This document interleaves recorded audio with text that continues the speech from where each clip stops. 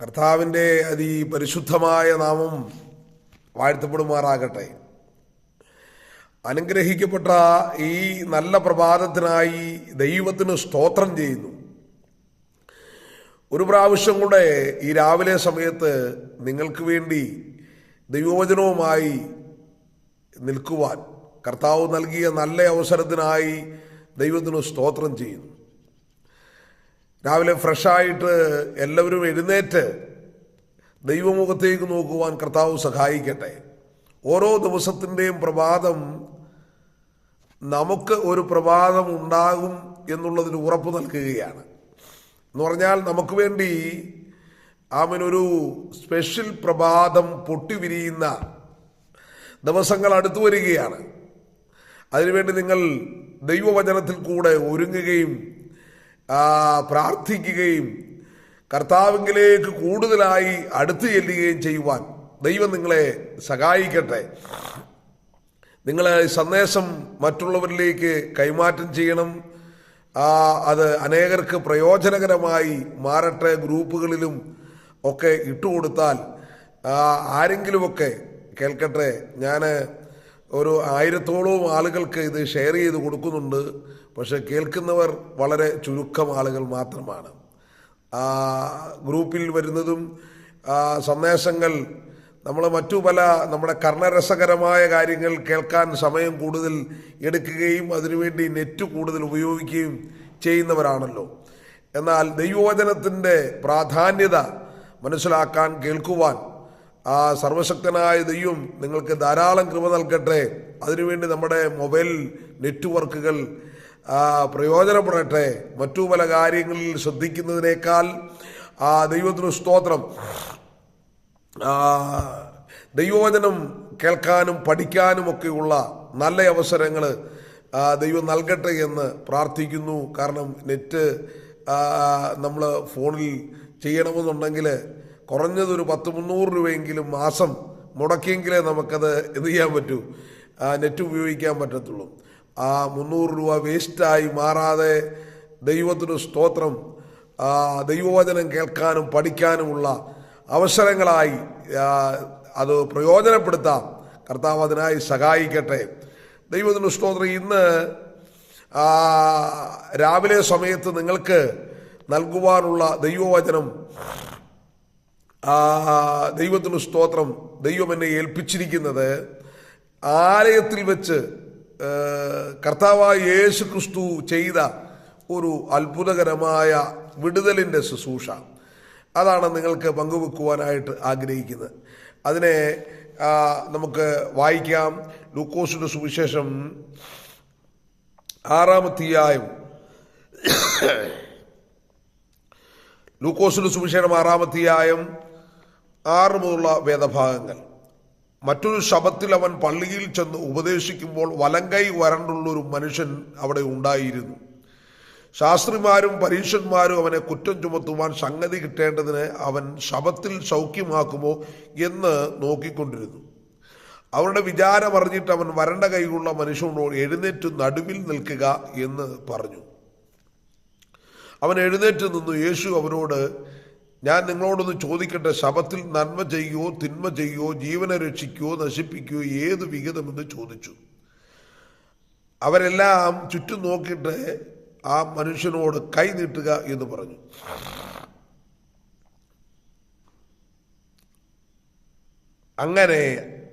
അവൻ അങ്ങനെ ചെയ്തു. അവൻ്റെ കൈക്ക് സൗഖ്യം വന്നു. അവരോ ഭ്രാന്ത് നിറഞ്ഞവരായ യേശുവിനെ എന്ത് ചെയ്യേണ്ടു എന്ന് തമ്മിൽ ആലോചന കഴിച്ചു. ഹല്ലേലൂയ. കർത്താവിൻ്റെ മഹത്വമുള്ള നാമം വാഴ്ത്തപ്പെടുമാറാകട്ടെ. ഇവിടെ നമ്മുടെ കർത്താവായ യേശു ക്രിസ്തു ദേവാലയത്തിൽ ചെല്ലുമ്പോൾ അവിടെ വരണ്ട കൈയുള്ള ഒരു മനുഷ്യനെ കാണുവാനിടയായി തീർന്നു. നാളുകളായി ആലയത്തിനകത്ത് പ്രാർത്ഥിക്കുവാൻ വരുന്ന ഒരു മനുഷ്യനാണ്. ഈ മനുഷ്യൻ പ്രാർത്ഥിക്കാൻ വരുന്നത് തന്നെ തൻ്റെ കൈക്ക് സൗഖ്യം കിട്ടേണ്ടതിന് വേണ്ടിയായിരിക്കാം. മുടങ്ങാതെ ആരാധനയ്ക്ക് വരുന്ന ഒരു മനുഷ്യൻ. പക്ഷെ ജീവിതത്തിൽ ഒരു സൗഖ്യമില്ല. കൈ വരണ്ടുപോയി. കൈ വരണ്ടു പോകുക എന്ന ആ പദം ഞാൻ പരിശോധിച്ചപ്പോൾ ദൈവത്തിന് സ്തോത്രം, നമ്മുടെ ശരീരത്തിൽ ഉണ്ടാകുന്ന ഈ ചില അസ്വസ്ഥതകൾ അത് കൂടുതലും കൈയിലേക്കും കാലിലേക്കുമൊക്കെ ഇറങ്ങിയിട്ട് അതിനകത്തെ ഈ ശരീരത്തിൻ്റെ അല്ലെങ്കിൽ കൈയുടെ ഈർപ്പം നഷ്ടപ്പെട്ട് എണ്ണമയം നഷ്ടപ്പെട്ട് അവിടെ ആ തൊലിയെല്ലാം ചുരുണ്ട് അത് പൊട്ടി, ചിലതൊക്കെ പൊട്ടിക്കീറും. ദൈവത്തിന് സ്തോത്രം. കൈയൊക്കെ പൊട്ടിക്കീറുക, കയ്യിലെ ത്വക്കിലെ തൊലികളൊക്കെ എന്ത് ചെയ്യുക, ത്വക്കൊക്കെ പൊളിഞ്ഞു പോരുക, പഴുത്തിട്ട് അവിടെ എല്ലാം ഇങ്ങനെ വിണ്ടിരിക്കുക, കൈ കൊണ്ട് ഒരു പ്രയോജനവും ഇല്ലാത്ത നിലയിൽ എന്ത് ചെയ്യുക, നിലകൊള്ളുക.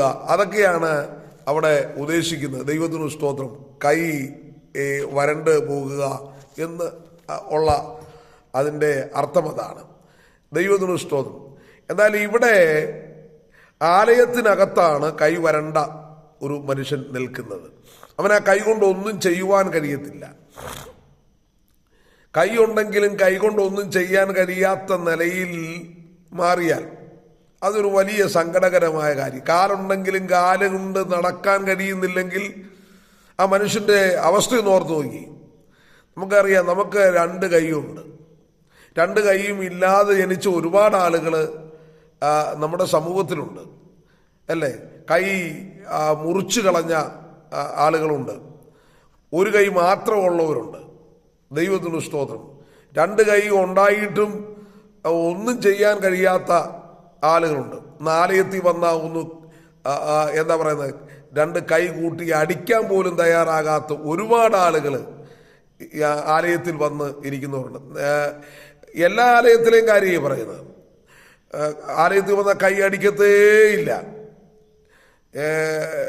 സാധാരണ വിശ്വാസ മേഖലയിൽ കൈയടിക്കാത്ത ചുരുങ്ങിയ ആളുകൾ മാത്രം കൈയടിക്കുന്ന ഒരു മേഖലയുണ്ട്. ബ്രദറൻകാർ വലിയ കൂടുതലായിട്ട് കൈയൊന്നും അടിക്കത്തില്ല. ദൈവത്തിന് സ്തോത്രം. അടിക്കുകയായിരുന്നല്ല, അടിക്കും, പക്ഷെ കൂടുതൽ എന്ത് ചെയ്യത്തില്ല, അടിക്കത്തില്ല. പിന്നെ ഇപ്പം മറ്റു സമുദായക്കാരും ഒക്കെ കൈയടിയൊക്കെ തുടങ്ങിയിട്ടുണ്ട്, പാട്ടും ആരാധനയൊക്കെ തുടങ്ങിയിട്ടുണ്ട്. എന്നാൽ ഇന്നും പെന്തക്കോസിൻ്റെ വിശ്വാസ മേഖലയിൽ വന്നിട്ട് ആലയത്തിൽ വന്ന് കൈയടിക്കാതിരിക്കുന്ന ഒരുപാട് ആളുകളെ എനിക്ക് വ്യക്തിപരമായിട്ടറിയാം. ഞാൻ പറഞ്ഞു വന്നത്, കൈ ഉണ്ടായിട്ട് കൈയടിക്കാത്തവർ. ദൈവത്തിന് സ്തോത്രം. കഴിഞ്ഞ ദിവസം ഞാൻ ഒരു വീട്ടിൽ ചെന്നപ്പോൾ അദ്ദേഹത്തിനൊരു ആക്സിഡൻറ്റ് പറ്റിയിരിക്കുന്ന കൈയെ പ്ലാസ്റ്റർ ഇട്ടിരിക്കുകയാണ്. ദൈവത്തിന് സ്തോത്രം. ആ കൈ കൊണ്ടൊന്നും ചെയ്യുവാൻ കഴിയത്തില്ല. ദൈവത്തിന് മഹത്വം. അപ്പോൾ തീർച്ചയായിട്ടും കൈ നമുക്ക് വളരെ പ്രധാനപ്പെട്ട ഘടകമാണ്. 2 കൈയും പ്രധാനപ്പെട്ടതാണ്. ദൈവത്തിന് സ്തോത്രം. എൻ്റെ ഈ കൈ ഒരു 3-4 പ്രാവശ്യത്തോളം ഒടിഞ്ഞതാണ്. ഈ കൈ ഇത്രേ വരത്തുള്ളൂ. കൈക്ക് അല്പം നീളക്കുറവുണ്ട്. ഈ കൈക്ക് നമ്മുടെ തോളിലെത്തും. ഈ കൈക്ക് നീളം കുറവാണ്. കാരണം 3-4 പ്രാവശ്യം ഒടിഞ്ഞതുകൊണ്ട് അതിൻ്റെതായ നീളം കുറഞ്ഞിട്ടുണ്ട്. ദൈവത്തിന് സ്തോത്രം. ഒടിഞ്ഞാൽ നീളം കുറയോ എന്ന് എനിക്കറിയത്തില്ല, പക്ഷേ എൻ്റെ കൈക്ക് നീളം കുറഞ്ഞിട്ടുണ്ട്. അപ്പം ഞാൻ പറഞ്ഞു വന്നത്, കൈക്ക് ഒരു ക്ഷതമുണ്ടായാൽ വലിയ പ്രയാസമാണ്. ഈ ആലയത്തിൽ വന്നിരിക്കുന്ന ഈ മനുഷ്യൻ്റെ കൈക്ക് വരണ്ട കൈയുള്ള മനുഷ്യൻ എന്ന് പറഞ്ഞാൽ ഈ കൈ കൊണ്ടൊന്നും ചെയ്യാൻ കഴിയാത്തതായ, വേദനിക്കുന്ന, പൊട്ടിക്കീറിയിരിക്കുന്ന, മടക്കാൻ കഴിയാത്ത ഈ കൈയെ ദൈവത്തിന് സ്തോത്രം കർത്താവ് കണ്ടു. നാളുകളായി ആലയത്തിൽ വരുന്ന പ്രാർത്ഥിക്കുന്ന ഈ മനുഷ്യന്റെ വേദന കാണുവാൻ ഈ ആലയത്തിൽ ആരുമില്ലായിരുന്നോ? അവിടെ പുരോഹിതനുണ്ടായിരുന്നു, ലേവ്യനുണ്ടായിരുന്നു, അവിടെ ന്യായശാസ്ത്രിമാരുണ്ടായിരുന്നു, വേദ പണ്ഡിതന്മാരുണ്ടായിരുന്നു, ന്യായപ്രമാണ ഉപദേശകരുണ്ടായിരുന്നു. ദൈവത്തിന് സ്തോത്രം. ആരാധനയ്ക്ക് വസ്തുവുമായി വന്ന് യാഗം കഴിക്കുന്ന ആരാധനക്കാരുണ്ടായിരുന്നു. ഇവർക്കാർക്ക് ഈ മനുഷ്യന്റെ വേദന മനസ്സിലായില്ല. ദൈവത്തിന് സ്തോത്രം. പ്രിയപ്പെട്ടവരെ, ഇന്ന് രാവിലെ സമയത്ത് ഞാൻ പറയാം, നിന്റെ ജീവിതത്തിലെ വേദനകൾ മനസ്സിലാക്കാൻ കഴിയാത്ത ഒരുപറ്റം ആളുകൾ നിന്റെ ചുറ്റുമുണ്ടെന്ന് മറന്നു പോകരുത് കേട്ടോ. നിന്റെ വീടിനകത്തും നിന്റെ കുടുംബത്തിനകത്തും നീ ആരാധിക്കാൻ പോകുന്ന സഭയ്ക്കകത്തും നിന്റെ വേദനകൾ മനസ്സിലാക്കാൻ കഴിയാത്ത ആളുകളുണ്ട്. അവൾക്ക് അങ്ങനെ വരട്ടെ, അവൻ അങ്ങനെ വരട്ടെ എന്ന് പറയുന്ന ആളുകൾ ഇന്ന് നമ്മുടെ സമൂഹത്തിലുണ്ട്, നമ്മുടെ ചുറ്റുപാടുകളിലുണ്ട്, നമ്മുടെ വീടിനകത്തുണ്ട്. എന്തിനേറെ നമ്മുടെ കൂട്ടത്തിലിരുന്ന് ആരാധിക്കുന്നവരുടെ ഇടയിൽ പോലും അങ്ങനെയുള്ള ആളുകൾ ഉണ്ടെന്ന് മറന്നു പോകരുത്. ദൈവത്തിന് സ്തോത്രം. നോക്കുക, ആമേൻ. മറ്റൊരു ശബത്തിൽ അവൻ പള്ളിയിൽ ചെന്ന് ഉപദേശിക്കും. വലങ്കൈ വരണ്ട ഒരു മനുഷ്യൻ അവിടെ ഉണ്ടായിരുന്നു. ശാസ്ത്രിമാരും പരീക്ഷന്മാരും അവനെ കുറ്റം ചുമത്തുമോ, സംഗതി കിട്ടേണ്ടതിന് അവൻ ശബത്തിൽ സൗഖ്യമാക്കുമോ എന്ന് നോക്കിക്കൊണ്ടിരുന്നു. ഹല്ലേലൂയ.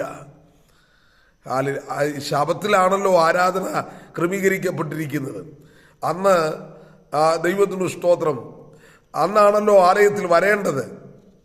അപ്പോ ഒരു കാരണവശാലും ഈ ന്യായശാസ്ത്രിമാരും അതുപോലെ തന്നെ ശാസ്ത്രിമാരുമൊക്കെ ശബത്തിനെ വളരെ ഗൗരവമായി കാണുകയും അന്നത്തെ ദിവസം മറ്റു കാര്യാദികൾ ചെയ്യുകയോ അല്ലെ സൗഖ്യമാക്കുകയോ ഒന്നും ചെയ്യാൻ പാടില്ല എന്നുള്ളതാണ് അവർ എന്ത് ചെയ്തേക്കുന്നത്, മനസ്സിലാക്കിയിരിക്കുന്നത്. അതുകൊണ്ട് തന്നെ അവർ യേശുക്രിസ്തുവിനെ അവർ വീക്ഷിച്ചുകൊണ്ടിരിക്കുക. യേശുവിനെ സംബന്ധിച്ച് പറഞ്ഞു കഴിഞ്ഞാൽ യേശുവിനെ ഒരാളെ വിടുവിക്കുക എന്നുള്ളതാണ്. അത് ശബത്താണെന്നോ അല്ലെങ്കിൽ മറ്റേതെങ്കിലും പ്രത്യേകമായ ഫംഗ്ഷൻ നടക്കുന്ന ഇടമാണെന്നോ ഒന്നും അവിടെ വിഷയമല്ല. ഒരുവന്റെ മാനസികമായ വേദനകളിലേക്ക് ഇറങ്ങിച്ചെല്ലുവാൻ, ദയ കാണിക്കുവാൻ, കരുണ കാണിക്കുവാൻ കഴിയുന്നവനാണ് നമ്മുടെ കർത്താവായ യേശു ക്രിസ്തു. കണ്ടോ, അത് നിങ്ങൾ എപ്പോഴും ഓർത്തിരുന്നോണം. അപ്പോൾ അങ്ങനെ ഈ മനുഷ്യൻ അവിടെ ദൈവത്തിന് സ്തോത്രം ഇരിക്കുന്നത് കർത്താവ് കണ്ടു. അവിടെ എഴുതിയിരിക്കുന്നത് ഇങ്ങനെയാണ്: അവരുടെ വിചാരം അറിഞ്ഞിട്ട്, ഹൃദയ വിചാരം അറിയുന്ന ഒരു ദൈവത്തെയാണ് നമ്മൾ എന്ത് ചെയ്യുന്നത്, ആരാധിക്കുന്നത്. ആരാധനാലയത്തിൽ പോകുന്ന ദൈവമക്കളും പ്രാർത്ഥിക്കുന്ന ദൈവമക്കളും ഒക്കെ ഒരു കാര്യം മറന്നു പോകണ്ട. നമ്മുടെ ഹൃദയത്തിന്റെ വിചാരങ്ങളെ അറിയുന്ന ഒരു ദൈവമുണ്ടെന്ന് മറന്നു പോകരുത്. ആ ദൈവത്തിലാണ് ഞാൻ നിങ്ങളും ആശ്രയിക്കുന്നത്. ആ ദൈവത്തിലേക്ക് നമ്മുടെ കണ്ണുകളെ ഉയർത്തുവാൻ കഴിയേണ്ടത് ആവശ്യമാണ്. നമ്മുടെ വിചാരങ്ങളെ, ചിന്തകളെ, നനവുകളെ ഇതെല്ലാം ഹൃദയത്തിലാണ് നിലകൊള്ളുന്നത്. പക്ഷെ അത് അറിയുന്ന ഒരു ദൈവമുണ്ട്. നിന്റെ ഹൃദയത്തിന്റെ ഞെരുക്കം പോലും അറിയുന്ന ഒരു ദൈവമുണ്ട് കേട്ടോ. നിന്റെ ഹൃദയത്തിന്റെ നനവുകളെയും ചിന്തകളെയും, നീ ഇരിക്കുന്നതും എഴുന്നേൽക്കുന്നതും കിടക്കുന്നതും നടക്കുന്നതും നീ സംസാരിക്കുന്നതും നിന്റെ ഹൃദയത്തിന്റെ നിരൂപണങ്ങൾ പോലും ദൂരത്ത് നിന്ന് ഗ്രഹിക്കുന്ന ഒരു ദൈവമുണ്ടെന്ന് ഇന്ന് രാവിലെ സമയം നീ അറിഞ്ഞുകൊള്ളണം. സ്തോത്രം. അവനെ എന്ത് ചെയ്തു? അവരുടെ നടുവിൽ എഴുന്നേൽപ്പിച്ചു നിർത്തി. നോക്കുക, അവരുടെ ഹൃദയ വിചാരം അറിഞ്ഞിട്ട് വരണ്ട കൈയുള്ള മനുഷ്യനോട് എഴുന്നേറ്റ് നടുവിൽ നിൽക്കുക എന്ന് പറഞ്ഞാൽ, എഴുന്നേറ്റ് നീ നടുവിൽ നിൽക്കുക, എല്ലാവരും നിന്നെ കാണട്ടെ. നാളുകളായി നീ അനുഭവിക്കുന്ന ഈ വേദനയ്ക്ക് ഒരു അറുതി ഉണ്ടാകുവാൻ പോവുകയാണ്. എല്ലാവരും ഇത് അറിയട്ടെ. നീ എല്ലാവരുടെയും നടുവിൽ എഴുന്നേറ്റ് നിൽക്കുക. ഇന്ന് രാവിലെ സമയത്ത് ഏതൊക്കെയോ മേഖലകളിൽ ദൈവം നിന്നെ എഴുന്നേൽപ്പിച്ച് നിർത്താൻ പോവുകയാണ്. നിന്നെ നിന്ദിച്ചവരുടെ മുമ്പിൽ, നിന്നെ പരിഹസിച്ചവരുടെ മുമ്പിൽ, അവഹേളിച്ചവരുടെ മുമ്പിൽ ദൈവം നിന്നെ എഴുന്നേൽപ്പിച്ച് അവരുടെ നടുവിൽ നിർത്താൻ പോവുകയാണ്. നീ വിശ്വസിക്കുന്നുവോ? ദൈവം നിനക്ക് വേണ്ടി ഒരത്ഭുതം ചെയ്യുവാൻ പോവുകയാണ്. കുഞ്ഞെ, നീ ഭാരപ്പെടരുത്. സഹോദരി, നീ ഭാരപ്പെടരുത്. പ്രിയ സഹോദര, നീ ഭാരപ്പെടരുത്. ദൈവം നിന്നെ നിന്ദിച്ചവരുടെ നടുവിൽ എഴുന്നേൽപ്പിച്ചു നിർത്തും. ഹല്ലേലൂയ. അവരുടെ നടുവിൽ എഴുന്നേൽപ്പിച്ചു നിർത്തി എന്ന് പറഞ്ഞാൽ അവിടെ ഉള്ള എല്ലാ ചേട്ടന്മാരും അനിയന്മാരും ചേടത്തിമാരും അനിയത്തിമാരും അമ്മമാരും അപ്പന്മാരും ഒക്കെ കാണേണ്ടതിനു വേണ്ടി അവരുടെ നടുവിൽ എഴുന്നേൽപ്പിച്ചു നിർത്തി. ഇന്ന് രാവിലെ സമയത്ത് ഞാൻ പറയട്ടെ, ഈ 2024 തീരുന്നതിന് മുമ്പ് ചില മേഖലകളിൽ ദൈവം നിന്നെ എഴുന്നേൽപ്പിച്ചു നിർത്തും. നീ വിശ്വസിക്കുക. നിന്നെ നിന്ദിച്ചവരെ നടുവിൽ നിന്നെ മാറ്റി നിർത്തിയവരുടെ നടുവിൽ സർവശക്തനായ ദൈവം നിന്നോട് പറയും, നീ എഴുന്നേറ്റ് നിൽക്കുക എന്ന് പറയും. അപ്പോൾ നീ ധൈര്യത്തോടെ എഴുന്നേറ്റ് നിൽക്കണം. കാരണം അതിനുവേണ്ടിയുള്ള സമയമായിട്ടുണ്ട്. അതിനുവേണ്ടി പ്രവർത്തിക്കുവാൻ ഇതാ ദൈവം ഇറങ്ങി വന്നിരിക്കുകയാണ്. നീ ദൈവകരങ്ങളിൽ നിന്നെ സമർപ്പിച്ചു കൊടുക്കുക. ഹല്ലേലൂയ. അവൻ എഴുന്നേറ്റ് നിന്ന് കേട്ടോ, അവൻ എഴുന്നേറ്റ് നിന്നു. കിട്ടിയ അവസരം. നാളുകളായി ആമേൻ ഒന്നും ചെയ്യാൻ കഴിയാതെ ഭാരപ്പെട്ട അനുഭവത്തിൽ കഴിഞ്ഞ ആമേൻ ഈ വ്യക്തി ജീവിതം എഴുന്നേറ്റ് നിൽക്കുവാനിടയായി. ഹല്ലേലൂയ. ഇന്നും വരണ്ട കൈയുള്ള ഒരുപാട് ആളുകൾ നമ്മുടെ ആത്മീയ മേഖലകളുണ്ട്. കർത്താവിൻ്റെ വേലയ്ക്ക് വേണ്ടി ആമേൻ ഒന്നും ചെയ്യാൻ കഴിയാത്ത ആളുകൾ വരണ്ട കൈയുള്ളവനാ. ആമേൻ ദൈവം നൽകുന്ന നന്മയുടെ ആമേൻ ആ ഒരു ഓഹരി ആലയത്തിൽ കൊണ്ടുപോയി വെക്കാത്തവർ വരണ്ട കൈയുള്ളവനാ. ദൈവത്തിന് സ്തോത്രം. ദൈവവേലയെ കാണാനോ അതിനെ ഹെൽപ്പ് ചെയ്യുവാനോ കഴിയാത്തവൻ വരണ്ട കൈയുള്ളവനാ. അവൻ്റെ മനസ്സാണ് വരണ്ടിരിക്കുന്നത്. അതുകൊണ്ട് അവൻ്റെ കൈകൊണ്ട് അവർ ഒന്നും ചെയ്യുന്നില്ല. ദൈവത്തിന് സ്തോത്രം. മറ്റുള്ളവരെ കരുതാനോ സ്നേഹിപ്പാനോ അവരുടെ അടുക്കിലേക്ക് ഇറങ്ങിച്ചെല്ലാനോ അവർക്ക് നേരെ ഒന്ന് കൈനീട്ടാനോ ഒരു ഗ്ലാസ് വെള്ളം പോലും കൊടുക്കാൻ തയ്യാറാകാത്തവരോ വരണ്ട കൈയുള്ളവരാ. മറന്നു പോകരുത്. വരണ്ട കൈയുടെ ഒരു അപകടകരമായ തലമെന്ന് പറയുന്നത് വേദപുസ്തകത്തിൽ നമുക്ക് കാണുവാൻ കഴിയും. രാജാക്കന്മാരുടെ പുസ്തകം നമ്മൾ വായിക്കുമ്പോൾ ദൈവത്തിന് സ്തോത്രം, യൊരോബിയാം എന്ന് പറയുന്ന രാജാവിനെ കുറിച്ച് വേദപുസ്തകത്തിൽ എഴുതിയിരിക്കുക. ധൂപം കാട്ടുവാൻ ഈ രാജാവ് ആമീൻ യാഗപീഠത്തിന്റെ അരിക്കിലേക്ക് ചെല്ലുകയാണ്. രാജാവിനോട് അരുത് എന്ന് പറയുവാനായിട്ട് ബഥേലിൽ ഒരു പ്രവാചകന്മാരുമില്ല. രാജാവിൻ്റെ മുഖത്ത് നോക്കി പറയാൻ ആർക്കാ ധൈര്യമുള്ളത്? ഒരു പ്രവാചകന്മാരും ആമീൻ ഇല്ല. ആമീൻ ബഥേലിൽ എന്ത് ചെയ്യാണ്? ദൈവ പ്രവർത്തിക്ക് വിരോധമായി ഈ യൊരോബിയ രാജാവ് പ്രവർത്തിക്കുകയാണ്. ധൂപം കാണിക്കാൻ അദ്ദേഹത്തിന് അവകാശമില്ല. അത് പൗരോഹിത്യ മേഖല. എന്നാൽ ഇദ്ദേഹം ധൂപം കാട്ടുവാനായിട്ട് എന്ത് ചെയ്യാം? നിൽക്കുകയാണ്. ദൈവത്തിന് സ്തോത്രം. ആമയും പല സന്ദർഭങ്ങളിൽ ആമയും ദൈവം ഇടപെട്ടിട്ടും പിന്നെയും ദൈവപ്രമാണത്തെ ലംഘിക്കുവാൻ ശ്രമിക്കുന്നതായ യൊരോബിയാമിനെ പോലെയുള്ള ആമീൻ ആളുകൾ ഇന്ന് ആത്മീയ മേഖലകളുണ്ട്. അവർ തിരിഞ്ഞു വരേണ്ടത് ആവശ്യമാണ്. അല്ലെങ്കിൽ കൈ വരണ്ടു പോകുന്ന തലത്തിലേക്ക്, നിവർത്താൻ കഴിയത്തില്ലാത്ത തലത്തിലേക്ക് മാറും. 1 രാജാക്കന്മാർ 13-ാം അധ്യായം 4-ാം വാക്യം, ദൈവപുരുഷൻ ബഥേലിലെ യാഗപീഠത്തിന് വിരോധമായി വിളിച്ചു പറഞ്ഞ വചനം യൊരോബിയ രാജാവ് കേട്ടപ്പോൾ അവൻ്റെ യാഗപീഠത്തിൽ നിന്ന് കൈ നീട്ടി അവനെ പിടിപ്പീൻ എന്ന് കൽപ്പിച്ചു. എങ്കിലും അവൻ്റെ നേരെ നീട്ടിയ കൈ വരണ്ടുപോയിട്ട് തിരികെ മടക്കുവാൻ കഴിവില്ലാതായി. ദൈവപുരുഷൻ യഹോവയുടെ കൽപ്പനയാൽ കൊടുത്തിരുന്ന അടയാളപ്രകാരം യാഗപീഠം പിളർന്ന് ചാരം യാഗപീഠം തൂകിപ്പോയി. ദൈവത്തിന് സ്തോത്രം. പ്രിയ പ്രവാചകന്റെ നേരെ പ്രവചിച്ച ആ പ്രവചനം കേട്ടിട്ട് പ്രവാചകന് നേരെ കൈ നീട്ടിയ യൊരോബിയാമിന്റെ കൈ വരണ്ടുപോയി എന്ന് പറഞ്ഞാൽ അവന്റെ കൈ പിന്നെ എന്ത് ചെയ്ത്? കൈ വരണ്ടുപോയി. തിരികെ മടക്കുവാൻ കഴിവില്ലാതായി. മടക്കാൻ കഴിയാത്ത കൈ എന്തിനു കൊള്ളും? നീണ്ടു നിവർന്ന് തന്നെ നിൽക്കുകയാ. ഹല്ലേലൂയ. കൈയെ ഇങ്ങനെ നീണ്ടു നിൽക്കുക, മടക്കാൻ കഴിയുന്നില്ല. അങ്ങനത്തെ കൈ ആരെങ്കിലും കണ്ടിട്ടുണ്ടോ? ദൈവം, അതൊരു വലിയ അപകടമല്ലേ? അവൻ ഭയന്നുപോയി. യൊരോബിയ രാജാവ് ഭയന്നുപോയി. ബഥേലിലുള്ള ആർക്കും അവനെതിരായി ഒരു വാക്ക് പറയാൻ പറ്റത്തില്ല. ഇന്ന് മിക്കവാറും സഭകളിലൊക്കെ അങ്ങനെയാണ്. ദൈവത്തിന് ഒരു വാക്ക് പോലും ശുശ്രൂഷകർക്ക് പറയാൻ പറ്റത്തില്ല. പറഞ്ഞാൽ എന്തു ചെയ്യും? വലിയ പ്രശ്നമായി മാറും. അതുകൊണ്ട് പലപ്പോഴും വചനങ്ങൾ, വിളിച്ചു പറയേണ്ട വചനങ്ങൾ വിഴുങ്ങുന്ന സാഹചര്യത്തിലേക്ക് മാറുകയാണ് ചെയ്യുന്നത്. ദൈവത്തിന് സ്തോത്രം. പ്രിയപ്പെട്ടവരെ, വരണ്ട കൈയുള്ള മനുഷ്യന്റെ അവസ്ഥ കൈ മടക്കാൻ കഴിയാത്ത തലത്തിലേക്ക് മാറും. ഞാൻ വാക്കുകൾ ഇവിടെ നീട്ടുന്നില്ല.